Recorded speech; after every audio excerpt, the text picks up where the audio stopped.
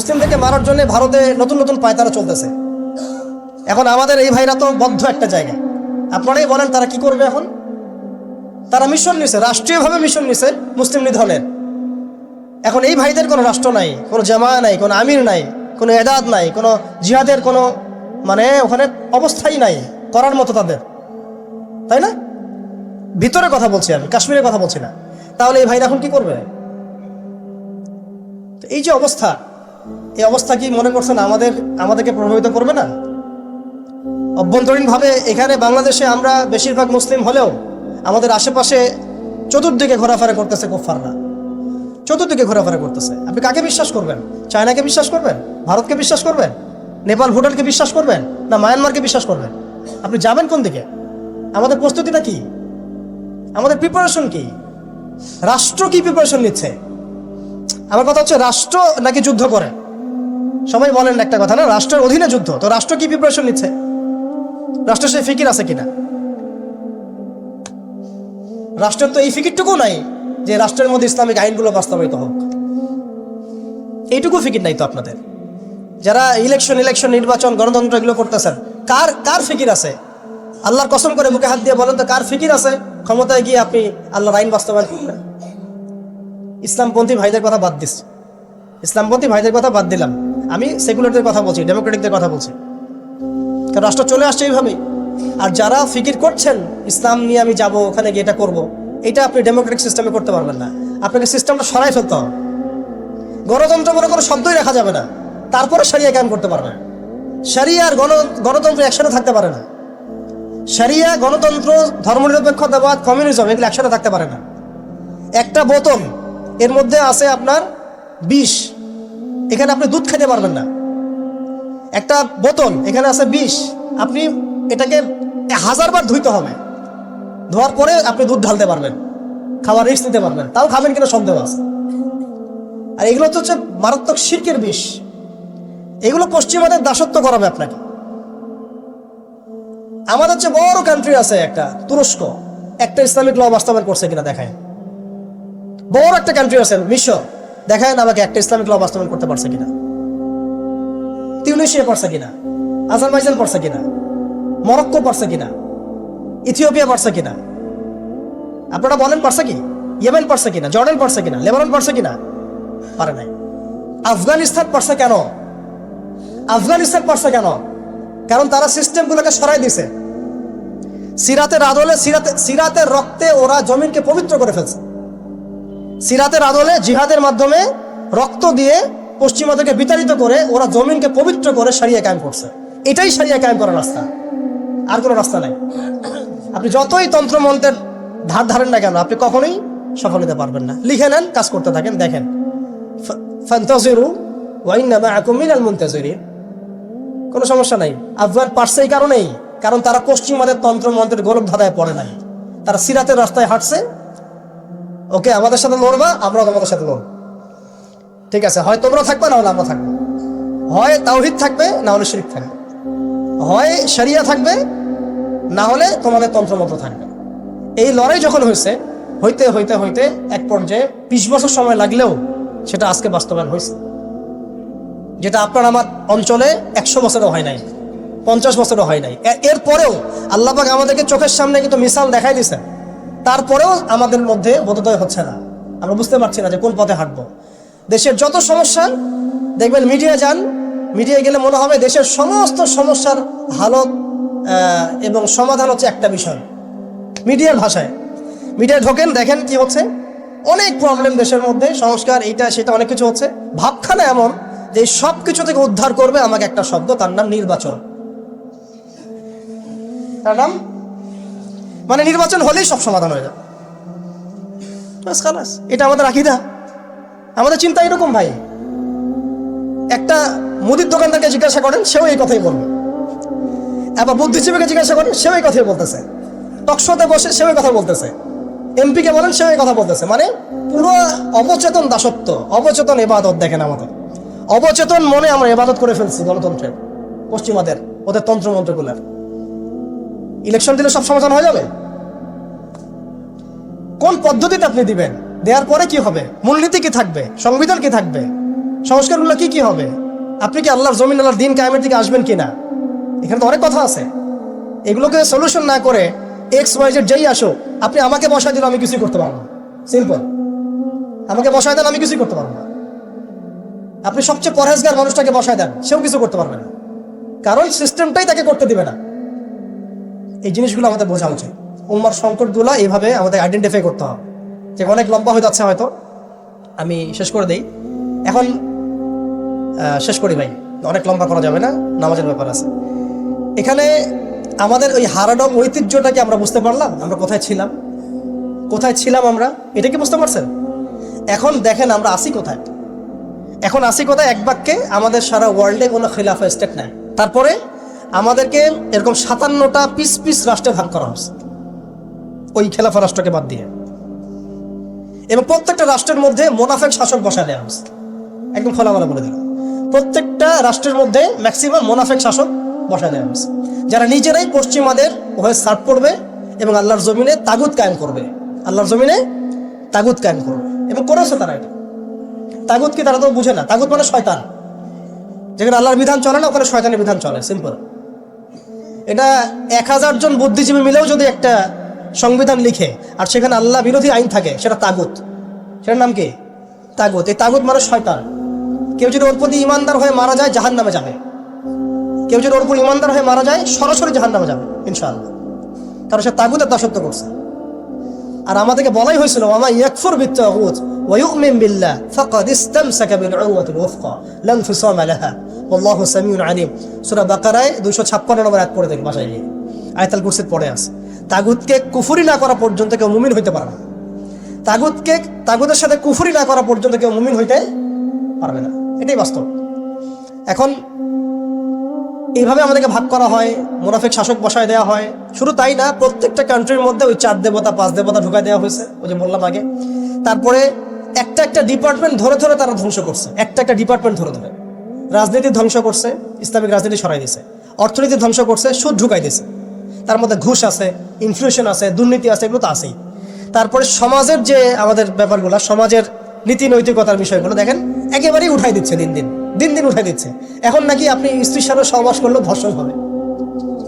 সুবহানাল্লাহ, কি অবস্থা! আর এদিকে আপনি পতিতালয়ে গেলে ওটা হচ্ছে শ্রমিকের কাছে গেছেন আপনি। কি বোঝাচ্ছে আমাদেরকে তাহলে? এটাই তো নাকি? আর স্ত্রীর সাথে একটু জোরাজুরি তো হইতেই পারে। এই জোরাজুরি তো ভালো, এর মধ্যে মহব্বত আছে। আর আপনি নাউজুবিল্লাহ কেউ যাবে পতিতালয়ে, তাদেরকে বলা হচ্ছে তারা শ্রমিক। তার তসলিমা নাসরিনকে আমরা এখান থেকে বিতাড়িত করছিলাম কেন? ঘুরে ফিরে তো সেটাই আসতেছে। সমাজকে ধ্বংস করছে, অর্থনীতি ধ্বংস করছে, রাজনীতি ধ্বংস করছে, মিডিয়াগুলো ওদের হাতে নিয়ে নিছে। মিডিয়া হাতে নেওয়া মানে হচ্ছে দিনকে ওরা রাত বানাই দেবে, রাতকে দিন বানাই দেবে। আর আপনারা তাদেরকে এত বিশ্বাসও করেন, অনেকে একটু ইসলামিক নিউজ করলে আপনারা এত বিশ্বাসও করেন। আসার সময় যে আমরা মাওয়াদি আসলাম, ওখানে দেখবেন একটা পোস্টার আছে বড় করে, সেটাতে লেখা আছে যে ওই যে আবু সাইদের ছবি দেওয়া আছে কি নতুন বাংলাদেশে স্বাগতম, না এরকম কিছু একটা। নিচে লেখা আছে প্রথম আলো। দেখেন এদের চরিত্র দেখেন। এরা বিগত প্রায় শুরু থেকে এরা আজ পর্যন্ত এই তাগুতের সার্ভ করছে, ভারতের দালালি করছে, ফ্যাসিস্টের দোসর ছিল। এরা আমাদেরকে জঙ্গি বানাইছে। এরা বহু মানুষকে কারাগারে পাঠাইছে। এরা বহু মানুষের গুমের জন্য দায়ী, খুনের জন্য দায়ী, হত্যার জন্য দায়ী, ফাঁসির জন্য দায়ী। এরা আবার পাল্টি মারলো পরিবর্তিত বাংলাদেশ। দেখছেন? এই হচ্ছে মিডিয়া অবস্থা। প্রত্যেকটা মিডিয়া ওরা হাতে নিয়ে নিয়েছে। এবং এর সাথে প্রযুক্তিগত উন্নয়ন। আমি তো বলছিলাম যে আমাদেরকে এইভাবে মনিটর করা হতো যে আমাদের ফোনে যদি আপনি একটা কল দেন, মেসেজ করেন, তাহলে আপনি ট্রেস হয়ে যাবেন। এইভাবে মনিটর করা যায়। আপনি গোপনে আপনার স্ত্রীকে কি বলছেন সেটা তারা শুনতেছে আড়িপেতে। আমি জানি না আপনি আপনার ওয়াইফকে ফোনে গোপনে কি বলতেছেন। কিছু আলাপ হতে পারে না, অ্যাডাল্ট হতে পারে কিনা, ওইটা তারা রেকর্ড করতেছে। আর এখন প্রশ্ন হচ্ছে যে এই ওদের যে অগ্রগতি, আমাদের যে অধঃপতন, এই জিনিসটার জন্য কি শুধু তারাই দায়ী, না আমরাও দায়ী আছি? শুধু কি তারাই দায়ী, না আমরা দায়ী আছি? আমরা আমাদের আগে দোষগুলো খুঁজে বের করব। আমরা নিজেরা আমাদের আগে ল্যাকিংসগুলোকে খুঁজে বের করব। আপনি দেখবেন, খুঁজতে থাকেন, প্রথম ল্যাকিংস পাবেন আপনি, আমি, বেশিরভাগ মানুষই জীবনের মৌলিক উদ্দেশ্য থেকে সরে গেছে। আমরা দুনিয়াদার হয়ে গেছি ভাই। আমরা এই দুনিয়াতে এইভাবে থাকার জন্য আসি নাই। আল্লাহ পাক আমাদেরকে পাঠাইছেন এই দুনিয়াতে দুইটা কাজ দিয়ে। একটা হচ্ছে আল্লাহর ইবাদত করতে হবে এবং তার জমিনে দিন কায়েম করতে হবে। এখানে আমি অন্য কোনো উদ্দেশ্যে আসি নাই, আমরা মুসাফির এখানে সবাই। আল্লাহ পাক বলেছেন ওয়া মা খালাকতুল জিন্না ওয়াল ইনসা ইল্লা লিয়াবুদুন। আর ইন তানসুরুল্লাহ ইয়ানসুরকুম ওয়া ইউসাব্বিত আকদামাকুম ওয়ালা তামুতুন্না ইল্লা ওয়া আনতুম মুসলিমুন। কতগুলো আয়াত আছে। ইন্নাল্লাহা লা ইউগাইয়িরু মা বিকওমিন হাত্তা ইউগাইয়িরু মা বিআনফুসিহিম। আয়াতের পর আয়াত বলা যাবে আমাদেরকে এই দুনিয়াতে পাঠানো হয়েছে দুইটা কাজ। আমাদেরকে আল্লাহর ইবাদত করতে হবে এবং আল্লাহর জমিনে তার দিন কায়েম করতে হবে। এটা আমাদের কাজ, বাকি সবকিছু গৌণ, এগুলো মুখ্য কাজ, মেইন। এবং আমাদেরকে দিন দেয়া হয়েছে কেন? হুয়াল্লাযী আরসালা রাসূলাহু বিল হুদা ওয়া দীনিল হক লিইয়ুযহিরাহু আলা দীনি কুল্লি। এই দিনটা আল্লাহ পাক দিয়েছেন এই কারণেই যাতে এই দিন অন্য সমস্ত দিনের উপর জয়লাভ করে। তো জয়লাভ কখন করবে? যখন আমরা ফিকির করবো তখন। এটা কি আবরাহার যুগ যে আবাবিল পাখি এসে পাথর ছুড়বে? বলেন, এখন পাথর আপনাকে আমাকে ছুড়তে হবে? এটা তো আবরাহার যুগ না। নবী সাল্লাল্লাহু আলাইহি ওয়াসাল্লাম শুধু দোয়া দিয়েই কি সব হয়েছে? দোয়ার সাথে চেষ্টা করেন নাই তিনি? এমনকি বদর যুদ্ধের দিনও তিনি কূপ দখল করলেন, ভালো জায়গাটাতে শিবির গাড়লেন, সৈন্য বিন্যাস করলেন। সবকিছু যখন ঠিকঠাক মতো হয়ে গেল, তারপরে বৃষ্টি আসলো আল্লাহর পক্ষ থেকে, তিনি দোয়া করা শুরু করলেন। এই দোয়ায় আল্লাহ পাক ফেরেশতা নাজিল করলেন। তাহলে কি আমাদের কাছে একমুখী না সবকিছু করতে হবে? এখন আমাদেরকে এই ল্যাকিংসগুলোকে খুঁজে বের করতে হবে। আমাদের ল্যাকিংস কোথায়? এই ইমানের দুর্বলতা, জীবনের উদ্দেশ্যে দুর্বলতা।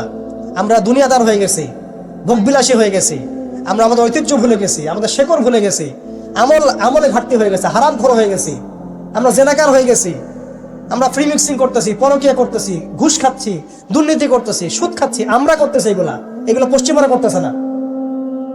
আমাদের ল্যাকিংসগুলোকে আমাদেরকে দূর করতে হবে। ইলমের ঘাটতি হচ্ছে, আমলের ঘাটতি হচ্ছে, আলেমদের সাথে সোহবত নাই, তাসকিয়া নাই, পড়াশোনা নাই। কি করতেছি ভাই আমরা? আসলে কি জন্য আসছি আর কি করতেছি? এইখান থেকে ভবিষ্যৎটা হচ্ছে এই যে ইনশাআল্লাহ এই দিন বিজয় লাভ করবেই। আজকার কাল হোক, আল্লাহ পাক এমন জামা, এমন ইমারা, এমন আল্লাহর সেনাবাহিনী তৈরি করবেন যারা আস্তে আস্তে আস্তে আস্তে পর্যন্ত জয় করবে।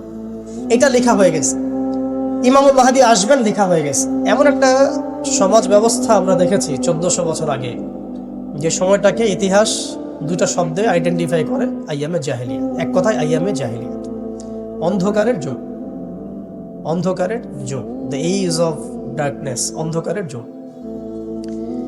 এই অন্ধকারের যুগ আল্লাহ রাব্বুল আলামিন মাত্র 23 বছরের ব্যবধানে একটা কিতাব নাজিল করে, একজন নবীকে প্রেরণ করে, একজন নবীর সুন্নাহ দিয়ে, এবং একটা জামা, সাহাবায়ে কেরামের জামা, মানে ঐক্যবদ্ধ একটা প্ল্যাটফর্ম, এটাকে দিয়ে আল্লাহ রাব্বুল আলামিন মাত্র উইদিন 23 ইয়ার্স, মানে মাত্র 23 বছরের ব্যবধানে আল্লাহ রাব্বুল আলামিন এই সমাজের চিত্রটাকেই পরিবর্তন করে দিয়েছেন।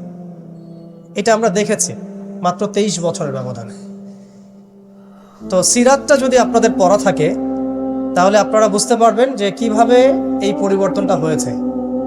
যাদের সিরাতটা পড়া নাই তাদের বুঝতে একটু অসুবিধা হতে পারে। এই কারণে আমি আপনাদেরকে পরামর্শ দিই, যেভাবে আপনারা কোরআন শেখেন, যেভাবে হাদিসকে গুরুত্ব দিয়ে পড়েন, ঠিক সেইভাবেই নবী মুহাম্মদ সাল্লাল্লাহু আলাইহি ওয়াসাল্লামের পবিত্র জীবনীটাকে শুরু থেকে শেষ পর্যন্ত পড়ে শেষ করতে হবে। তাহলে আপনি ধাপগুলো বুঝতে পারবেন কিভাবে তিনি সমাজ সংস্কার করেছেন। না হলে বুঝতে পারবেন না। কোরআনের একটা আয়াত থেকে আপনি নিজে নিজে একটা দলিল তো বের করতে পারবেন না, একটা হাদিস থেকে আপনি নিজে নিজে একটা দলিল তো বের করতে পারবেন না। সিরাতটা যদি মাথায় থাকে, পুরো সিরাত মোবারক, পবিত্র সিরাত, তাহলে আপনি বুঝতে পারবেন কোন সিচুয়েশনে নবী সাল্লাল্লাহু আলাইহি ওয়াসাল্লাম প্রেরিত হয়েছিলেন, কিভাবে শুরু করেছেন, কিভাবে সামনে গিয়েছেন, কোন প্রেক্ষাপটে কিভাবে তিনি রিয়্যাক্ট করেছেন, এবং কিভাবে আস্তে আস্তে এই দিনটা অল্প গুটি কয়েক মানুষ থেকে পুরো জাজিরাতুল আরবের মধ্যে ছড়িয়ে পড়েছে, প্রতিষ্ঠিত হয়েছে। এক কথায় দিন কায়েম হয়েছে কিভাবে, এটা বুঝতে হলে সিরাত লাগবে। এটা যদি আমরা 2 মিনিটের মধ্যে বলি, তাহলে প্রথমে নবী সাল্লাল্লাহু আলাইহি ওয়াসাল্লাম ওহী প্রাপ্ত হয়েছেন।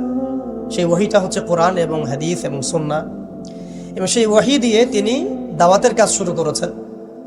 তিনি মানুষের দরজায় দরজায় যাওয়া শুরু করেছেন। মক্কায় 13 বছর নিরলস পরিশ্রম করে তিনি দাওয়াতের মেহনত অব্যাহত রেখেছেন, এবং দাওয়াতটা ছিল পরিপূর্ণ ইসলামের দাওয়াত, আংশিক দাওয়াত নয়। আমাদের দাওয়াত তার দাওয়াতের মধ্যে কিছু পার্থক্য দেখা যায় অনেক সময়। তার দাওয়াত ছিল পরিপূর্ণ ইসলামের দাওয়াত, আমরা কিন্তু ইসলামের অংশ বিশেষ নিয়ে কথা বলি বেশি। এটা খেয়াল রাখতে হবে। তিনি দাওয়াতের কাজ করেছেন পরিপূর্ণ ইসলামের দাওয়াত, উদখুলু ফিস সিলমি কাফা, এর উপর আমল করার জন্য। এখন এই দাওয়াতের ফলে প্রথম 3 বছর গোপন গোপন দাওয়াত হয়েছে, কিন্তু এই 3 বছরেই এমন কিছু সাহাবী তৈরি হয়েছিলেন যারা পরবর্তীতে বদর, উহুদ, খন্দক, খায়বার কাঁপিয়ে দিয়েছিলেন। যেমন আবু বকর সিদ্দিক, ওমর ইবনে খাত্তাব, ওসমান বিন আফফান, আলী ইবনে আবি তালেব, যায়েদ ইবনে হারসা, তারপরে বেলাল ইবনে রাবাহ, হামজা রাদিয়াল্লাহু আনহু, আব্দুর রহমান বিন আউফ, সাদ বিন আবি ওয়াক্কাস, আবু উবাইদা ইবনে জাররাহ, এরকম বরেণ্য সাহাবী যারা, এই সাহাবীরা তৈরি হয়েছেন কখন? ওই প্রথম সময়ের দিকে, প্রথম 13 বছরে, প্রথম 3 বছর গোপন দাওয়াতে এরকম বরেণ্য সাহাবায়ে কেরাম ইসলাম কবুল করা শুরু করেন। এরপরে দাওয়াতের গতি আরও বেগবান হয় যখন মক্কার শক্তিশালী কিছু মানুষ ইসলাম কবুল করে, যেমন হামজা রাদিয়াল্লাহু আনহু, ওমর ইবনে খাত্তাব, এইরকম কিছু মানুষ। কারণ তাদের একজনের বক্তব্য বা একজনের অবস্থান সমাজে আরও 100 জনের সমান ছিল, 1000 জনের সমান ছিল। যখন সমাজে দাওয়াতের মধ্য দিয়ে প্রভাবশালী কিছু ব্যক্তি ইসলামের দিকে চলে আসে, তখন ইসলাম শক্তিশালী হয় এবং দাওয়াতটা বেগবান হওয়া শুরু হলো। দাওয়াত যত বেগবান হওয়া শুরু হলো, ততই কাফেরদের নির্যাতন বাড়তে থাকলো।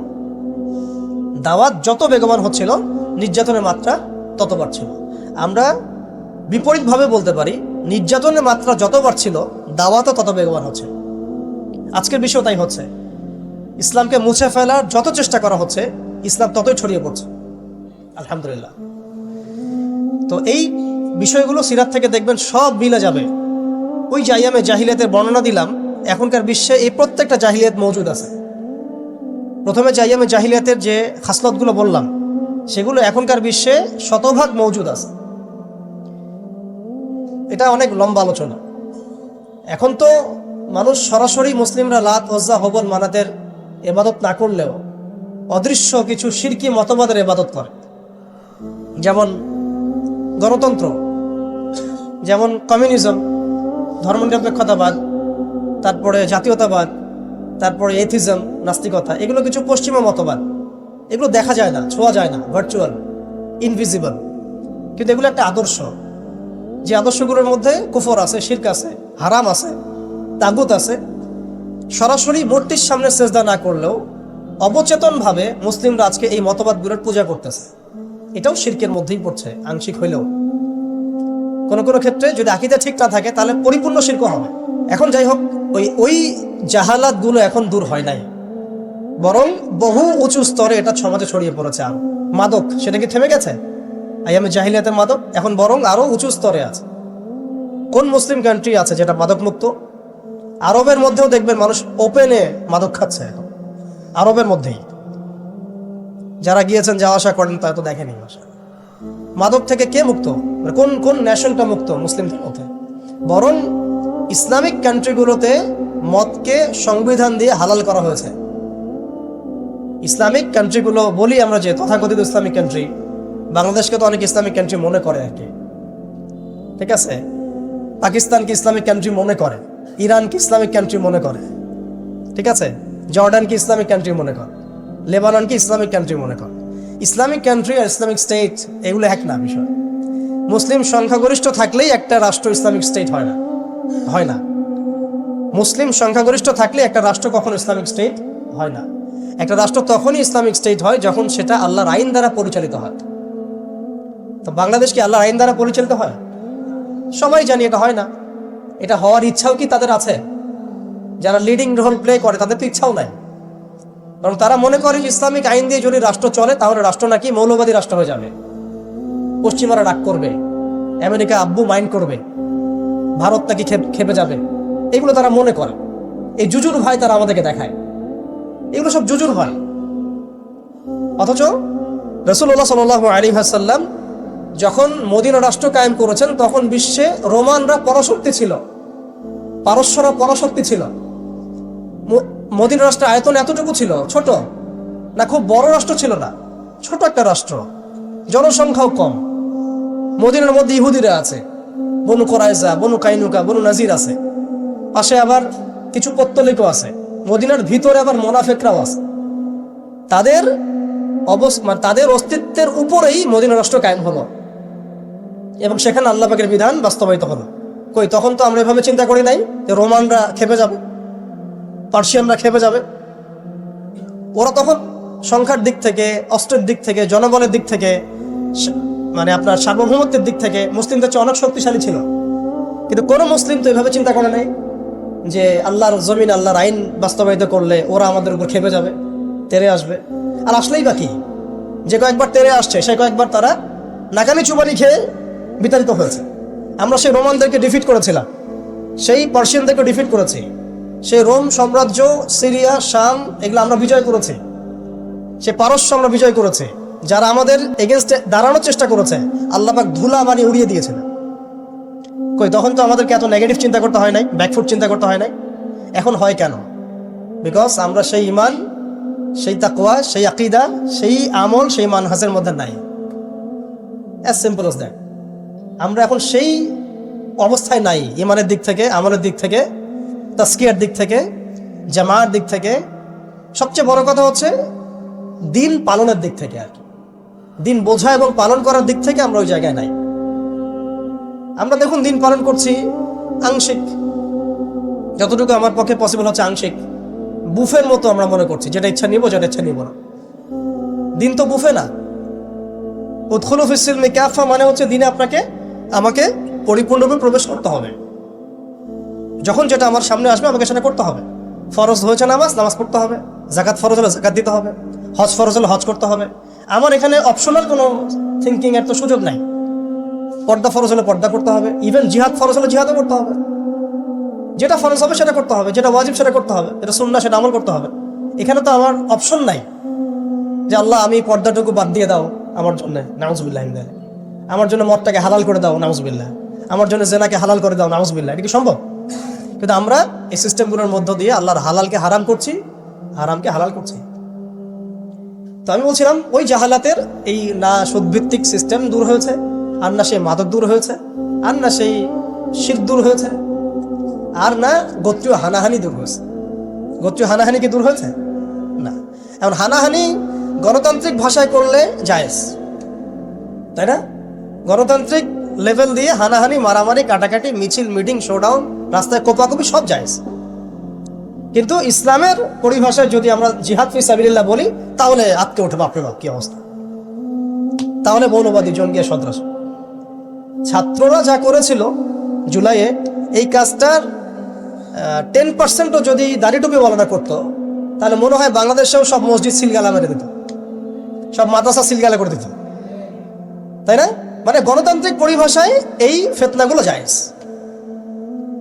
তাই না? ফিতনা মানে পরীক্ষা, ফিতনা মানে শব্দ কি? পরীক্ষা। এই পরীক্ষাই তো আমরা। কিন্তু ইসলামিক পরিভাষা যদি আমরা ইবাদত বলি, ইসলামিক পরিভাষা একটা ইবাদত, সেটা নাজায়েজ হয়ে যাচ্ছে। আর গণতান্ত্রিক পরিভাষায় তথাকথিত এই গণতান্ত্রিক রাষ্ট্রে এবং গণতান্ত্রিক এই বিশ্বে এগুলোকে তারা জায়েজ করে নিয়েছে। আফ্রিকাতে যখন পশ্চিমারা হামলা চালায় গণতন্ত্রের নামে, এটা জায়েজ হয়ে যায়।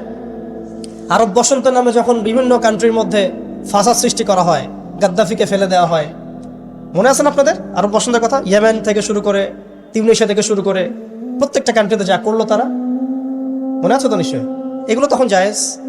মিশরে করেছে, তাই না? সোমালিয়া, কঙ্গো, ইথিওপিয়া, নাইজেরিয়া, এগুলোতে যা হচ্ছে এগুলো জায়েজ ওদের ভাষায়। ইরাকে হামলা চালানো ওদের জন্য জায়েজ ছিল, তাই না? গণতন্ত্রের ভাষায়। ওখানে লাখ লাখ মানুষ মারলেও সেটা জায়েজ। ওটা নাকি শান্তি প্রতিষ্ঠার জন্য করা হচ্ছে। তারপরে আফগানিস্তানে লক্ষ লক্ষ মানুষকে মারা হয়েছে, ওটা তখন জায়েজ ছিল। কাশ্মীরে আজকে মানুষকে মারা হচ্ছে, এটা ওদের কাছে জায়েজ হয়ে গেছে। আর কোথাও এক্সাম্পল দিবেন? চায়নার মধ্যে মারা হচ্ছে উইঘুরদেরকে, আরাকানে মারা হয়েছে, তারপরে ইয়েমেনে তো মারা হচ্ছেই সেই 15 সাল থেকেই,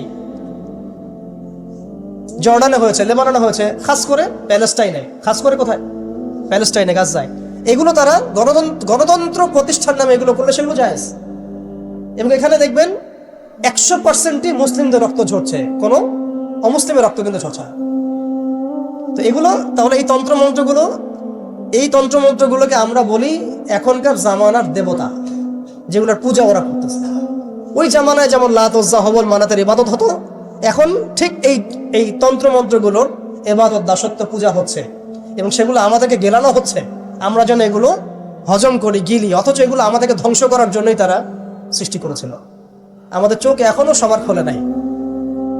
এই সিস্টেমগুলো আমাদেরকে কখনোই সেই হারানো ঐতিহ্য ফিরাই দিবে না। এই সিস্টেমগুলোর মধ্য দিয়েও কখনো ইসলাম কায়েম করা সম্ভব নয়। আপনারা আরো 100 বছর ট্রাই করেন, 100 বছর পরে হলেও বুঝবেন। যদি হতো 100 বছর আগেই হইতো। আরো 100 বছর ট্রাই করেন, তারপরেও যদি আক্কেল হয়। এই সিস্টেমগুলো তৈরি করা হয়েছে আমাদেরকে ওদের দাস বানানোর জন্য।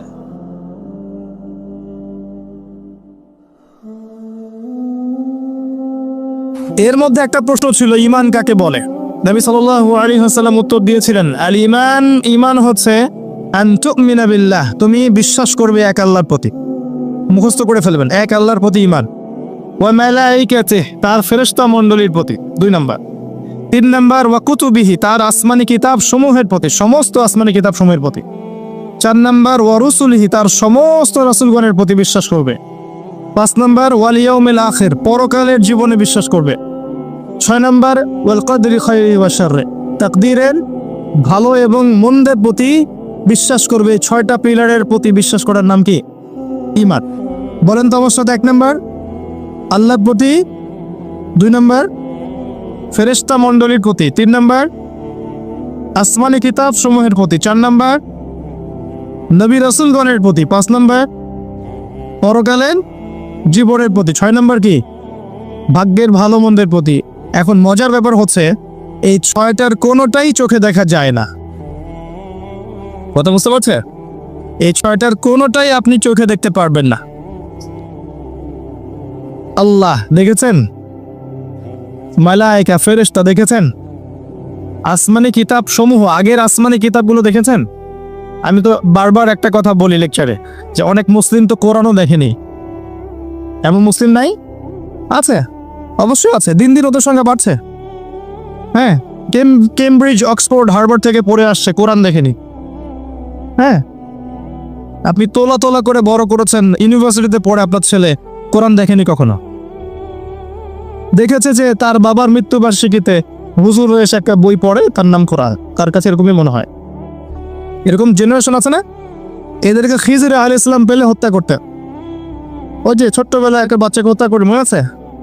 একটা ছোট্ট বাচ্চাকে খিজির আলাইহিস সালাম হত্যা করেছিলেন। নবী সাল্লাল্লাহু আলাইহি ওয়াসাল্লাম বলেছিলেন, কে জন্য হত্যা করলেন? একটা অপরাধ করলেন আপনি। খিজির আলাইহিস সালাম বলেছিলেন, এই বাচ্চা যদি বড় হতো তাহলে বিশাল কাফের হতো এবং নিজে কুফরি করতো, পিতা মাতাকে কাফের বানিয়ে ছাড়তো। এই হলো সেই জেনারেশন যেটাকে আমরা বড় করছি এখন। বিশ্বাস করেন, এটাই সেই জেনারেশন। আর সূরা কাহফ কিন্তু শেষ জামানার সূরা। কেন শেষ জামানার সূরা? কারণ এই সূরা আপনাকে দাজ্জাল থেকে বাঁচাবে। দাজ্জাল আগমনের সময় বিশ্বের কি অবস্থা হবে এটা ওই সূরার মধ্যেই দেয়া আছে।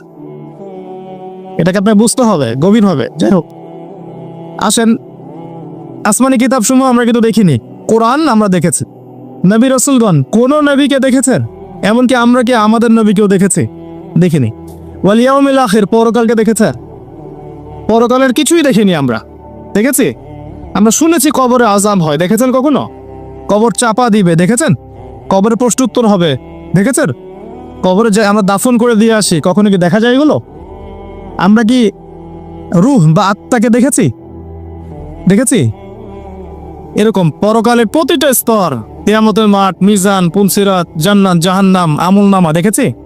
দেখি নাই। আমাদের কাদের ফেরেশতা দেখেছি? কিছু দেখি নাই। এই যে 6টা পিলার ঈমানের, সব কিন্তু গায়েব, অদৃশ্য বিশ্বাস। এটাই সেই আয়াতের ব্যাখ্যা। আল্লাহ পাক বলেছেন, আলিফ লাম মিম যালিকাল কিতাব লা রাইবা ফিহি হুদাল মুত্তাকিন, এই বইটা মুত্তাকিদের জন্য হেদায়েত, যে বই কোনো সন্দেহ নাই, যে কিতাবে কোনো সন্দেহ নাই। এই মুত্তাকি কারা? আল্লাযীনা ইউমিনুনা বিল গায়বি, যারা কিনা প্রথমত এই গায়েবের প্রতি ঈমান আনে। এই হলো গায়েবের 6টা পিলার।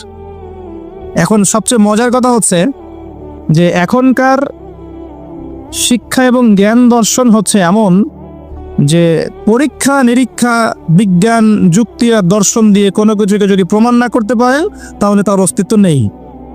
এটা আমাদেরকে শেখানো হয়, পশ্চিমারা এটা শিখিয়েছে। পশ্চিমারা এটা শিখিয়েছে যে পরীক্ষা নিরীক্ষা পর্যবেক্ষণ যুক্তি দর্শন বিজ্ঞান এগুলো দিয়ে যদি আপনি প্রমাণ করতে না পারেন কোনো কিছুকে, তাহলে এগুলোর কোনো অস্তিত্ব নেই। এজন্যই তারা ইমানের 6 পিলারের কোনোটাতেই বিশ্বাস করে না। কথা কি বুঝতে পারছেন? আল্লাহকে তো আপনি ল্যাবে প্রমাণ করতে পারবেন না, পারবেন? আর আল্লাহ যদি সামনে থাকতেন তাহলে কি ফেরাউনও তাকে সাজদা করতো না? করতো না? তাহলে কি দুনিয়ার জীবনটা কোনো পরীক্ষা হতো? হতো না। যাই হোক, এই যে মালায়েকা, আপনি কি ল্যাবে প্রমাণ করতে পারবে? পারবে? পারবেন না। রূহ বা আত্মাকে প্রমাণ করতে পারবেন? স্বপ্নের ব্যাখ্যা দিতে পারবেন? ঘুম, মানুষ যে ঘুমায়, ঘুমের মধ্যে হাসে এবং কাঁদে, আছে না? ঘুমের মধ্যে ভয় পায়, ব্যাখ্যা করতে পারবে না? পারবেন না। এই যে পরকালের জীবনের, কবরের আযাব, জান্নাত জাহান্নাম, মিজান পুলসিরাত, একটাকেও কি ব্যাখ্যা করা যাবে? ল্যাবরেটরিতে প্রমাণ করা যাবে? ওদের দর্শন হচ্ছে, এটাকে বলে এপিস্টিমোলজি বা জ্ঞান তত্ত্ব। ওদের জ্ঞান তত্ত্ব হচ্ছে যে যেহেতু এগুলোকে আমরা প্রমাণ করতে পারছি না, অতএব এগুলোর কোনো অস্তিত্ব নাই। চাক্ষুষ যা দেখবো তাই সত্য। এটা ওই যে মূসা আলাইহিস সালামকে বলেছিল তার কওম, লান নুমিনা লাকা হাত্তা নারাল্লাহা জাহরা, আমরা বিশ্বাস করব না তোমার কথা হে মূসা যতক্ষণ আল্লাহকে হাজির করছো আমাদের সামনে, দেখবো তারপর বিশ্বাস করব। এই জ্ঞান তত্ত্ব দিয়েই সারা বিশ্বের শিক্ষা দর্শন চলছে। এই কারণেই বলি আমি যে শিক্ষার মধ্যে শিরক আছে। কি আছে? শিক্ষা দর্শনের মধ্যে শিরক আছে। যদি এই চিন্তা চেতনা লালন করে কেউ জ্ঞান অর্জন করে, তার এই পুরো জ্ঞান অর্জনটাই বৃথা। এই জ্ঞানের দিয়ে সে দুনিয়া পাবে, পরকাল পাবে না। ইমানের 6 পিলার প্রত্যেকটাই কি? গায়েবে বিশ্বাস। এগুলো বিশ্বাস করতে হবে, এটাই দুনিয়ার জীবনের পরীক্ষা। মনে রাখবেন, এগুলোর প্রতিটার পিছনেই বিজ্ঞান আছে, যুক্তি দর্শন আছে, কিন্তু আমাদেরকে সেই ক্যাপাবিলিটি অফ থিঙ্কিং দেয়া হয় নাই। আমাদেরকে ওই মাথার মধ্যে ওই চিন্তা শক্তি দেয়া হয়নি যে আপনি মালায়েকা ব্যাখ্যা করতে পারবেন। যে মৌতের আলামত শুরু হবে, মানুষের চোখ লোহার মতো তীক্ষ্ণ হয়ে যাবে। আছে না সূরা কফের মধ্যে, ফাকাশাফনা আনকা গিতাআক ফাবাসারুকা ইয়াওমা হাদিদ, এই যে তোমার চোখ আজকে লোহার মতো তীক্ষ্ণ হয়ে গেছে, পরকালকে দেখতে পারবে সে। মৃত্যুর সময় দেখবেন মানুষ চোখ খুলে তাকিয়ে থাকে, তাকিয়ে থাকে না, চোখ বন্ধ করে দেওয়া হয়। আর রূহটা যে মালায়েকা নিয়ে চলে গেছেন, সে দেখতে থাকে, রূহটাকে ফলো করতে থাকে। মানুষের সায়েন্স বলে এখন মানুষের বডি যখন মারা যায় তারপরও চোখ জীবিত থাকে। চোখের মধ্যে চোখ সবচেয়ে শেষে নষ্ট হয়। চোখের এই যে ইন্দ্রিয় ক্ষমতাটা, এটা মানে ডেড বডি মারা যাওয়ার সাথে সাথেই শেষ হয়ে যায় না, চোখের এই ক্ষমতাটা বাকি থাকে। দেখবেন চোখ তাকিয়ে আছে। যদি ভালো মানুষ হয়, একটা জান্নাত থেকে সিঁড়ি নামিয়ে দেওয়া হয় এবং সিঁড়িতে করে তার আত্মা চলে যাবে ইল্লিনে ইনশাআল্লাহ। আর খারাপ হলে কোথায় যাবে? সিজ্জিন। এটা বারজাখের জীবন, এখানে আযাব দেয়া হচ্ছে। মিরাজের রাতে নবী সাল্লাল্লাহু আলাইহি ওয়াসাল্লাম দেখে আসছেন না? সুদখোরের শাস্তি রক্তের নদীতে ফেলে মাথা ফাটিয়ে দেওয়া হচ্ছে। জিনাকারের শাস্তি, সামনে ভালো গোশত আছে, এদিকে খারাপ গোশত আছে, পচা গোশত খাচ্ছে। গীবত করে শাস্তি দেখেছেন, এতিমের মাল আত্মসাৎকারী এরকম করে আগুনের দলা খাচ্ছে, বায়ুপথ দিয়ে আগুন বের হয়ে যাচ্ছে। অনেক শাস্তি দেখে এসেছে। এক শ্রেণীর বক্তার শাস্তিও দেখেছেন, নাউজুবিল্লাহ, আল্লাহ পাক হেফাজত করুন আমাদেরকে। আগুনের কেচি দিয়ে জিহ্বা কেটে দেয়া হচ্ছে, আগুনের কেচি দিয়ে জিহ্বা কেটে দেয়া হচ্ছে। সেটা হচ্ছে বলতো, কাজের বেলা কিছু ছিল না, এবং শরীয়তের মূল বিষয়কে বিকৃত করে ফেলতো এই শাস্তি। যাই হোক, তো এই 6 পিলারে কি করতে হবে? এই 6 পিলার 3টা কাজ করতে হবে। একটা হচ্ছে এই 6টা পিলারে আপনাকে প্রথমে আমাকে মনে বিশ্বাস করতে হবে, এটা 1 নাম্বার। তাসদিক বিল জিনান, ইকরার বিল লিসান, এরপর আপনাকে মৌখিক স্বীকৃতি প্রদান করতে হবে। এরপর আমালু বিল আরকান, কাজে বাস্তবায়ন করতে হবে। আর ঈমান কিন্তু ইয়াজিদু ফিত তাআহ, আল্লাহর আনুগত্যে ঈমান বৃদ্ধি পায়। ওয়ায়ানকুসু ফিল মাসিয়া, এবং আল্লাহর অবাধ্যতা করলে ঈমান কিন্তু কমে যায়। ঈমান বাড়ে, ঈমান কমে। ঈমানের 6টা পিলারকে আবার 3টা কাজ করতে হবে: মনে বিশ্বাস, মুখে স্বীকৃতি, কাজে বাস্তবায়ন। কাজে বাস্তবায়ন করতে গেলে আপনি অনেক সময় ভুল করে ফেলতে পারে, গুনাহ করে ফেলতে পারে। গুনাহ করে ফেললেই, কবিরা গুনাহ করলেও কেউ কাফের হয়ে যাবে না, সে বড়দের ফাসেক জালেম হতে পারে। তার তওবার দরজা কি থাকবে? খোলা থাকবে। তওবা করে সে ফিরে আসতে পারে। মৌতের আগ পর্যন্ত তওবার দরজা খোলা আছে। আল্লাহ পাক চাইলে তাকে তওবা নসিব করতে পারেন। এই জন্য কেউ কবিরা গুনাহ করলেই তাকে কাফের মনে করার কোনো সুযোগ নেই। যারা ইসলামের নামে জঙ্গিবাদ ছড়িয়েছে তারা এই আকীদায় বিশ্বাস করে যে কেউ যদি কবিরা গুনাহ করে তাহলে কাফের হয়ে যাবে। কথা বুঝতে পারছেন? এটা খারেজি আকীদা বলে। কি আকীদা? খারেজি আকীদা। এরা বিশ্বাস করে কেউ কবিরা গুনাহ করলেই কাফের হয়ে যায়, অতএব ওকে মারা হালাল, ওর রক্ত হালাল, ওর সম্পদ হালাল। এই কারণে দেখবেন মুসলিম কান্ট্রিগুলোর মধ্যে এই যে মুসলিম থেকে হত্যা করা হচ্ছে, হত্যা মুসলিম থেকে করা হচ্ছে, নাম দেওয়া হচ্ছে জিহাদ। এটা আমেরিকার এবং ইসরায়েলের এজেন্ডা ছিল, এর বেশি কিছু না। খুব সতর্ক, যুব সমাজ খুব সতর্ক থাকবে। মানে কিছু মানুষের গরম গরম লেকচারে পথভ্রষ্ট হয়ে যায় না। এত সহজেই একজন মুসলিম কাফের হয়ে যায় না। কবিরা গুনাহ করলেই কোনো মুসলিম ব্যক্তি কাফের হয়ে যায় না। সে বড়জোর ফাসেক জালেম হতে পারবে, তার তওবার দরজা বন্ধ হয়ে যায় না, বরং খোলা থাকবে। বহুত পর্যন্ত সময় আছে তার তওবা করে ফিরে আস। খুব সাবধান। এই জায়গায় সেই সমস্যা যেটা আপনারা ধরতে পারবেন না। এটা এই সমস্যাগুলো পলিটিশিয়ান ধরতে পারবে না, কিন্তু এটা হচ্ছে জ্ঞানতাত্ত্বিক সমস্যা, ধর্মতাত্ত্বিক সমস্যা। এখানে এই ব্যাখ্যা দিয়ে যুবকদের মাথা ওয়াশ করা হয়েছে। খুব সাবধান। এখানে আল্লাহ পাক বলছেন কদ আফলাহাল মুমিনুন, এইভাবে যারা ঈমান নিয়ে আসবে তারা সফল। তাহলে ঈমানের বিষয়টা আমরা বুঝলাম যে আমরা শৈথিল্যবাদীও হব না, চরমপন্থীও হব না। আমরা ঈমানের 6 পিলারে বিশ্বাস করব, মৌখিক স্বীকৃতি দিব, মনে বিশ্বাস করব, কাজে বাস্তবায়ন করব। কাজ করতে গিয়ে যদি ভুল ত্রুটি হয়ে যায়, কবিরা গুনাহ হয়ে যায়, তওবা করে ফিরে আসার সুযোগ আছে। কবিরা গুনাহ করলেই কেউ কাফের হয়ে যায় না, বরং সে বড়জোর ফাসেক জালেম হতে পারে।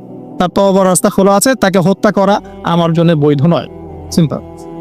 এইভাবে যারা ঈমান আনবে তাদেরকে বলা হচ্ছে আফলাহাল মুমিনুন, তারা সফল হয়ে গেছে। এবং তাদের আরো কিছু কোয়ালিটি আল্লাহ পাক বলেছেন, আমি একটা একটা করে বলে শেষ করছি।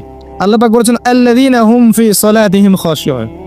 এভাবে ঈমান আনার পর তাদের প্রথম কাজ, তারা নামাজের মধ্যে খুশু খুজুর সাথে নামাজ পড়ে, যেটা এখনকার ডিজিটাল নামাজ আপনি পাবেন না। খুশু খুজুর সাথে নামাজের কয়েকটা শর্ত: ওয়াক্ত ঠিক থাকতে হবে, নামাজের পদ্ধতি ঠিক থাকতে হবে, নামাজের ধীর স্থিরতা বজায় থাকতে হবে, নামাজে আপনি কি পড়ছেন কি বলছেন এটা বোঝার চেষ্টা করতে হবে। এই জন্য আমি কিছু টিপস আপনাদেরকে এর আগেও দিয়েছি, আবার বলছি, এটা আমি ব্যক্তিগতভাবে উপলব্ধি করেছি যে নামাজের মধ্যে যদি আপনি প্রতিদিন প্রতি ওয়াক্তে একই সূরা পড়তে থাকেন, মনোযোগ কমে যাবে। আপনি এক ওয়াক্ত নামাজে এক সূরা পড়েন, ভেরিয়েশন রাখেন, আপনি নামাজে মনোযোগ পাবেন বেশ। এটা একটা টিপস। একটা টিপস হচ্ছে নামাজে যা পড়ছেন, আল্লাহু আকবার থেকে আসসালামু আলাইকুম রাহমাতুল্লাহ পর্যন্ত প্রতিটা শব্দের অর্থটা জানার চেষ্টা করেন এবং ওই অর্থের দিকে মনোযোগ দেন। আপনার নামাজে মনোযোগ এদিক ওদিকে যাবে না ইনশাআল্লাহ। নামাজ যে ইমাম পড়াবে তাকে স্বাধীনতা দেন, ধীর স্থিরভাবে ওকে নামাজ পড়াতে বলেন এবং যিনি ইমামতি করবেন তার তেলাওয়াতটাকে অত্যন্ত সুললিত করার চেষ্টা করেন। সুন্দর তেলাওয়াত শুনলে মনোযোগ বেড়ে যায়। খেয়াল করে দেখবেন, তারাবির নামাজে সুন্দর তেলাওয়াত থাকলে দেখবেন মনোযোগ এদিক ওদিক যাচ্ছে না এবং দুনিয়াবি কাজগুলোকে ফারেক হয়ে নামাজ পড়তে আসেন। মাথায় 10টা কাজ নিয়ে নামাজ পড়তে আসবেন না, রিল্যাক্সের নামাজ পড়ে এবং নামাজের সময় আশপাশের শব্দ যেন না হয় খেয়াল রাখে। বাসায় বলে দিবেন নামাজের সময় ডিস্টার্ব করবেন। নামাজের সময় ফোন আসলে আমাকে নক করার দরকার নাই, নামাজের সময় গেট নক করবে না। মানে নামাজটাকে আপনি সর্বোচ্চ গুরুত্ব দেন। কারণ কি, এটা পড়ার জন্যই তো পৃথিবীতে এসেছে। ওয়ামা খালাকতুল জিন্না ওয়াল ইনসা ইল্লা লিয়াবুদুন। দুনিয়াতে আসছি কেন ভাই? আল্লাহর ইবাদত করতেই তো। এখানে এত তাড়াহুড়ার কি আছে? এরপর আল্লাহ পাক তো সহজ করে দিয়েছে। আপনি মুসাফির হলে কসর করতে পারবেন না? মুসাফির হলে কসর করতে পারবেন। আল্লাহ পাক নামাজের যে আহকাম আরকানগুলো দিয়েছেন, এগুলোর মধ্যে নামাজের ফরজ, ওয়াজিব, সুন্নত, মুস্তাহাব যেগুলো আছে ঠিকঠাক করে নামাজ পড়লে নামাজটা খুশু খুজুর সাথে হবে ইনশাআল্লাহ। আল্লাহ পাক আমাদের সবাইকে খুশু খুজুর সাথে 5 ওয়াক্ত নামাজি বানিয়ে দিন, আল্লাহুম্মা আমিন। আর মুকিম যারা থাকবেন, চেষ্টা থাকবে জামাত ধরার জন্য। এটা ব্যক্তিগত উপলব্ধি আমার। জামাতে সালাত পড়লে যেরকম মনোযোগ আসে, মনটা তৃপ্তি হয়, বাসায় নামাজ পড়লে সেটা হয় না। এটা হয় না। নামাজ জামাতে যখন যাব, ওযু করলাম, ইবাদত, পায়ে হেঁটে যাচ্ছি, গুনাহ মাফ হচ্ছে, সবার সাথে দেখা সাক্ষাৎ হয়, প্রথম কাতারে দাঁড়ানোর সুযোগ হয়, আপনার ইমামতি করলে মনোযোগ আরো বেশি থাকে, নামাজের পরে বসে জিকির আজকার করার সুযোগ হয়, নামাজের পরে আবার 2-একটা হাদিস পড়ার সুযোগ হয়। পুরো কাজটা মিলে কিন্তু দেখবেন মনটা মানে কি বলবো প্রশান্তিময় হয়ে ওঠে। বাসায় একা একা ঠিকঠাক নামাজ পড়লে এটা হয়ে ওঠে না। তবে কিছু নামাজ বাসায় পড়তে নবীজি বলেছে, এতে করে বাসায় রহমত বরকত নাজিল হবে। অনেকে প্রশ্ন করে স্বামী স্ত্রী কি একসাথে নামাজ পড়তে পারবে? স্বামী স্ত্রী একসাথে সিনেমা দেখতে পারবে, নামাজ পড়তে পারবে নাকি? এগুলো প্রশ্ন করে। স্বামী স্ত্রী কি একসাথে নামাজ পড়তে পারবে? নামাজ পড়েন না বলেই তো এই সমস্যা। স্বামী স্ত্রী একসাথে মাঝে মাঝে নামাজ পড়বে, মাঝে মাঝে নফল নামাজ পড়বেন একসাথে। এতে করে দেখবেন মহব্বত বাড়ছে, পরিবারের শান্তি বাড়ছে। স্বামী স্ত্রী একসাথে সারা দুনিয়া ঘুরে বেড়ায়, বেপর্দা হয়ে ফেসবুকে ছবি দেয়, এগুলো করতে পারবে, নামাজ পড়তে পারবে? জিজ্ঞাসা করছে, একজন প্রশ্ন করছে। আল্লাহ পাক বোঝার তৌফিক দান করুন, বোধ শক্তি দান করুন। ঈমান আনার পর প্রথম কাজ কি ভাই? সালাত। এরপর আল্লাহ পাক বলছে ওয়াল্লাযীনা হুম আনিল লাগবি মুরিদুন, যারা অনর্থক কথা এবং কাজ থেকে দূরে থাকে। অনর্থক অহেতুক ফাহেসা কথা এবং কাজ থেকে দূরে থাকে, এরা হচ্ছে মুমিন, সফল হচ্ছে। খেয়াল করে দেখবেন আমাদের জীবনের বেশিরভাগ কথা এখন অনর্থক হচ্ছে, অহেতুক। অহেতুক গীবত, অহেতুক তহমত, অহেতুক সমালোচনা। 3-4 জন একসাথে বসলেই গীবত। যে ব্যক্তি কিছু বোঝেই না সে পলিটিক্স নিয়ে কথা বলা শুরু করলো, ইকোনমিক্স নিয়ে কথা বলা শুরু করলো, দেশ নিয়ে, রাষ্ট্র নিয়ে। কত বুদ্ধি তার, মাশাআল্লাহ, অথচ সে এসবের ধারই ধারে, জ্ঞানের কোনো ধারই ধারে না। এই জ্ঞান তার মধ্যে নাই। এমন কেউ নাই যে সব বিষয় নিয়ে কথা বলার চেষ্টা করে না। সবাইকে সব বিষয়ে কথা বলতে হবে না তো। যে বিষয়ে দক্ষ সে সেই বিষয়ে কথা বলবে। তো আমরা কিন্তু কথা খুব বেশি বলি, অহেতুক কথাবার্তা, অহেতুক কাজ। দেখবেন অহেতুক কাজে আমাদের যুব সমাজ সময় নষ্ট করছে। ঘুম থেকে ওটা থেকে শুরু করে দেখেন, অহেতুক আড্ডা মারবে, অহেতুক বাইক নিয়ে ঘুরছে মেয়ের পিছনে, অহেতুক বান্ধবীর পিছনে ঘোরা, দেখবেন অহেতুক আড্ডা মারা, কফি শপে বসে থাকা, অনলাইনে সারাদিন অনলাইনে স্ক্রল করতে থাকা। অহেতুক দেখবেন বসে বসে গেমস খেলছে, যে গেমসের কোনো মূল্যই নাই, সময় নষ্ট করছে নিছক মনোরঞ্জনের জন্য। এরকম প্রচুর কাজ। মেয়েদেরকেও দেখেন সেম কাজ করছে, সারাদিন দেখবেন ওই সাজুগুজু নিয়ে পড়ে আছে, অহেতুক সিরিয়াল দেখছে বসে বসে, ঘন্টা পর ঘন্টা চলে যাচ্ছে, রিমোট নেওয়াই যায় না হাত থেকে। সারাদিনের সব কাজ আগে শেষ করে সন্ধ্যার সময় বসতেই হবে, সন্ধ্যা থেকে রাত 10টা সিরিয়াল, 10টা সিরিয়াল দেখে শেষ করবে। তারপর বাহের মুখ থেকে খাবার কেড়ে নিয়ে আসতে পারবেন, কিন্তু আপনার স্ত্রীর হাত থেকে রিমোট নিতে পারবেন না। মানে সবই হয়তো, খেয়াল করে দেখবেন প্রচুর কাজ আমরা করি, নিছক অহেতুক কথার কাজ। আল্লাহ পাক বলেছেন মুমিনদের সবচেয়ে বড় বৈশিষ্ট্য হচ্ছে তারা অহেতুক কথা এবং কাজ এড়িয়ে চলবে। কথা বললে দিনের কথা বলবে, আল্লাহর কথা বলবে, রাসূলের কথা বলবে। যে কথায় কোনো উপকার আছে এমন কথা বলবে, যে কথায় নিজের বা নিজের পরিবারের, নিজের দেশের, নিজের জাতির, নিজের উম্মার উপকার হয়, দিনের খেদমত হয়, এমন কোনো কথা বলবে বা কাজ করবে। আর যদি কোনো জায়গায় বসে দেখেন অহেতুক কথা কাজ হয়ে গেছে, সেক্ষেত্রে ওঠার আগে অবশ্যই এই দোয়াটা পড়বেন, সুবহানাকা আল্লাহুম্মা বিহামদিকা আশহাদু আল্লা ইলাহা ইল্লা আনতা আস্তাগফিরুকা ওয়া আতুবু ইলাইক। আশা করা যায় ওই বৈঠকে আপনি যে অহেতুক কথাগুলো বলেছেন এটা মাফ হয়ে যাবে ইনশাআল্লাহ।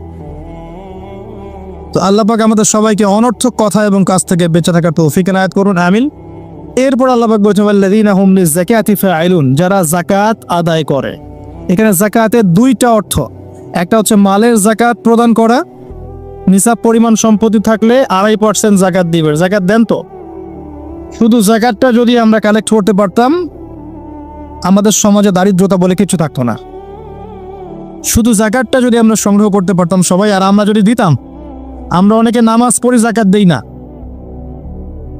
রমজান মাসে তারাবির নামাজে এসে অনেক বড় বড় বাহাদুরি দেখাই, যাকাতটা আদায় করি না। বহু মানুষ আছে আমরা যাকাত দেই না।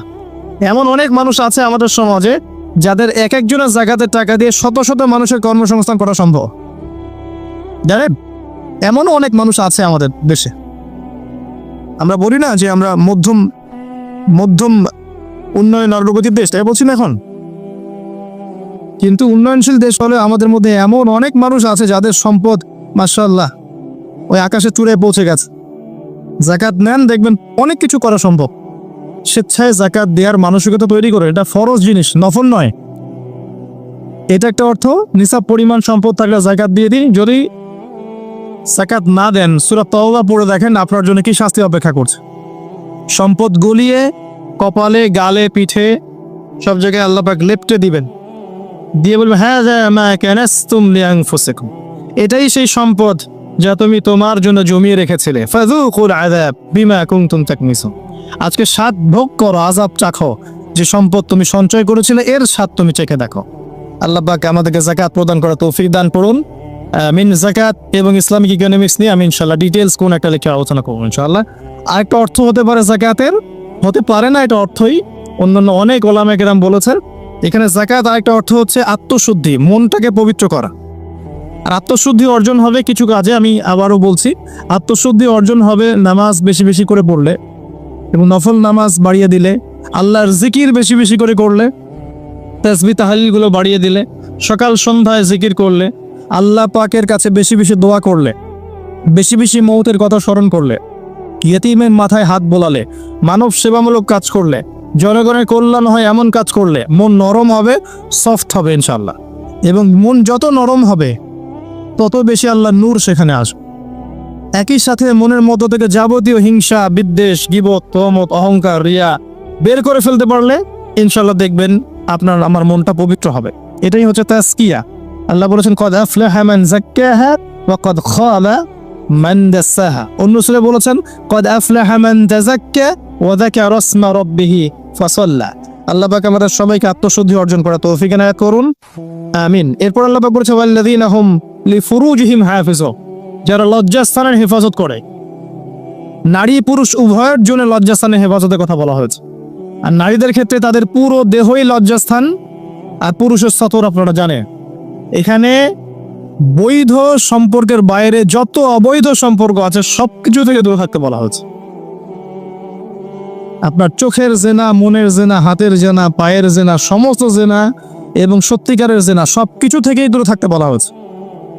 আর লজ্জাস্থান পবিত্র রাখার সবচেয়ে শ্রেষ্ঠ মাধ্যম হচ্ছে পবিত্র স্ত্রীকে বিয়ে করা, বিয়ে শাদী করে নিজের ইজ্জতটাকে হেফাজত করা। এবং এটা প্রাপ্তবয়স্ক হয়ে গেলেই করে ফেলা উচিত। যত ডিলে করবেন পাপ বাড়তে থাকবে। এবং গার্ডিয়ানদের উচিত, যদি একটা রিজিকের ব্যবস্থা হয়ে থাকে সন্তানের, বয়স হয়ে গেলে বিয়ে দিয়ে দেওয়া ছেলে আর মেয়ের, যাতে করে ওরা পবিত্র জীবনযাপন করে, অবৈধ সম্পর্কগুলো থেকে বেঁচে থাকে। আবার অনেক সময় দেখা যায় যে আমরা বিয়ের পরেও যে পরকীয়া, তারপরে আপনার ব্যভিচার, পতিতালয়ে যাওয়া, ঠিক আছে, নারী পুরুষের অবাধ মেলামেশা, এগুলোও কিন্তু জেনার অন্তর্ভুক্ত। এগুলো লজ্জাস্থানের হেফাজতের খেলাফ।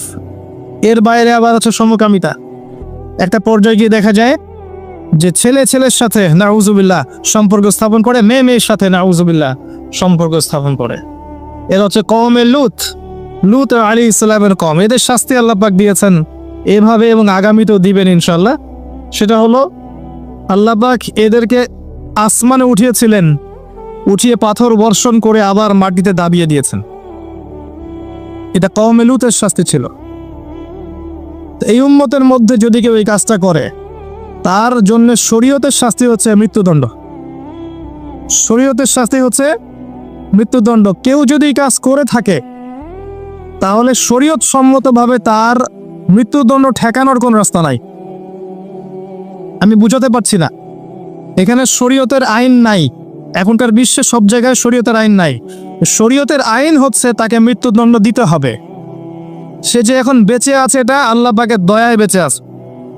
সে যদি তওবা করে, একজন ব্যক্তি যদি বিবাহিত হয় এবং জেনা করে নাউজুবিল্লাহ, অথবা একজন ব্যক্তি যদি সমকামিতায় লিপ্ত হয় নাউজুবিল্লাহ, অথবা একজন ব্যক্তি যদি কোনো পশু পাখির বা প্রাণীর সাথে মানে সেক্সুয়াল সম্পর্কে লিপ্ত হয় নাউজুবিল্লাহ, এই কাজগুলো করার পর তার পৃথিবীতে বেঁচে থাকার অধিকার সে হারিয়ে ফেলে। সে যদি তওবা করে আল্লাহ হয়তো তার তওবা কবুল করতে পারেন, কিন্তু বেঁচে থাকার অধিকার হারিয়ে গেছে। আমি মানে বুঝাতে পারছি না। একজন মহিলা সাহাবী ভুলবশত এই কাজ করে ফেলেছেন। কথা বুঝতে পারছেন? নবীর কাছে এসেছেন, কোন কাজ করেছেন? বিবাহিত হওয়ার পরেও ব্যভিচার করেছেন। সমকামিতা নয়, কিন্তু বিবাহিত হওয়ার পরেও ব্যভিচার করেছেন। আর সমকামিতা এর চেয়ে তো ডেঞ্জারাস। এই মহিলাকে নবী সাল্লাল্লাহু আলাইহি ওয়াসাল্লাম বলছেন বাসায় যাও, তওবা করো। সেই মহিলা বারবার জোর করছে, ইয়া রাসূলুল্লাহ আমাকে পবিত্র করেন, আমাকে পবিত্র করেন। নবী সাল্লাল্লাহু আলাইহি ওয়াসাল্লাম যখন জানতে পারলেন যে এই মহিলা সুস্থ, পাগল নয়, এবং সে এরকম ব্যভিচার করেছে, তিনি তাকে বললেন যে তোমার গর্ভে সন্তান এসেছে, এই সন্তান জন্মগ্রহণ করবে, তারপরে আমার কাছে এসো, বিচার করে দিব। সে মহিলা ফিরে গেল। সে মহিলা ফিরে গিয়ে এই যে বাচ্চা, তার কি বাবার পরিচয় আছে? বাচ্চা লালন বড় করলেন, এরপর বাচ্চা খালাস করলেন, জন্মদান করলেন। জন্মদান করার পরে কোলের বাচ্চাকে নবীর কাছে এসেছেন সাল্লাল্লাহু আলাইহি ওয়াসাল্লাম, এসে বলেছেন, ইয়া রাসূলুল্লাহ, বাচ্চা এই যে জন্ম হয়ে গেছে, আমাকে পবিত্র করেই। নবীজি বললেন সাল্লাল্লাহু আলাইহি ওয়াসাল্লাম, ফিরে যাও, এই বাচ্চা যখন দুধ ছাড়বে তখন আসবে। 2 বছরের মধ্যে এই বাচ্চা দুধ ছেড়ে দিল, শক্ত খাবার খেতে শিখলো। এবার সেই মহিলা আবার এসেছে, এসে বলছে, ইয়া রাসূলুল্লাহ সাল্লাল্লাহু আলাইহি ওয়াসাল্লাম, আমাকে পবিত্র করেন। পবিত্র হওয়ার কি বাসনা, কারণ তারা পরকাল চিনেছে, দুনিয়াতে আমাকে শাস্তি দেন, রজম করে দেন। নবী করিম সাল্লাল্লাহু আলাইহি ওয়াসাল্লাম দেখলেন বাচ্চার হাতে রুটি আছে, বাচ্চা শক্ত খাবার খেতে পারে। একজন মুসলমানকে বললেন যে তুমি এই বাচ্চার দায়িত্ব নাও।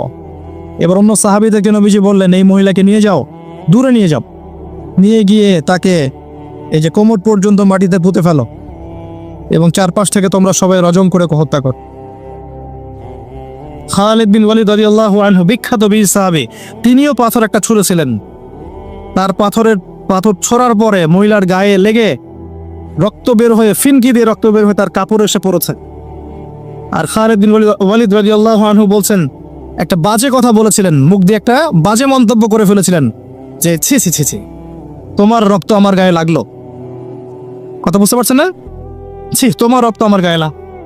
এই কথা শুনে নবী সাল্লাল্লাহু আলাইহি ওয়াসাল্লাম বলেছিলেন, হে খালিদ, গুনাহ করার পর এই মহিলা যত তওবা করেছে, এই সমস্ত তওবাগুলোকে যদি একত্রিত করে আল্লাহ পাক মদিনাবাসীর মধ্যে বন্টন করে দেন, তারপরেও এই মহিলার সমান হবে না। এই মহিলা এখন জান্নাতে আছে। আমি আপনাকে বুঝাতে পারি নাই যে তার তওবা আল্লাহ কবুল করেছেন, তার তওবাকে প্রশংসিত করেছেন, কিন্তু তার রজম কিন্তু কার্যকর করা হয়েছে। বিবাহিত হওয়ার পরেও যারা এরকম ব্যভিচারের সম্পর্কে আছেন, বেঁচে থাকার অধিকার হারিয়ে ফেলেছেন। আর যারা সমকামিতায় আছে, এরা তো আরো আগে হারিয়ে ফেলেছে। এদেরকে জনসমক্ষে মৃত্যুদণ্ড দেওয়ার কাজ ইসলামের শরীয়ত মোতাবেক। তো এই বিধান এখন নাই, আপনাকে কেউ এটা করবে না। আল্লাহর কাছে তওবা করে নীরবে নিভৃতে, আল্লাহ পাক আশা করা যায় গুনাহ মাফ করে দিবেন ইনশাআল্লাহ। কিন্তু পৃথিবীতে বেঁচে থাকার অধিকার মানুষ হারিয়ে ফেলে কিছু আমল করলে, এটা সেই আমল। আল্লাহ পাক এই সূরায় বলেছেন লজ্জাস্থানের হেফাজত করতে এবং পবিত্র স্ত্রীদের কাছে ব্যতীত অন্য কোথাও গিয়ে যেন আমরা সম্পর্কে লিপ্ত না হই। আল্লাহ পাক আমাদের সবাইকে পবিত্র থাকার তৌফিক এনায়েত করুন, আমিন। আর দুটো কথা বলে আল্লাহ পাক শেষ করেছেন এই প্রথম দিকের আয়াতগুলো।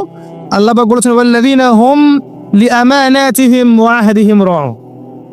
মুমিন তারা যারা আমানত রক্ষা করে এবং ওয়াদা রক্ষা করে। আমানত আর ওয়াদা, কিয়ামতের আলামত, কিয়ামত কবে হবে সাহাবীরা জিজ্ঞাসা করছেন।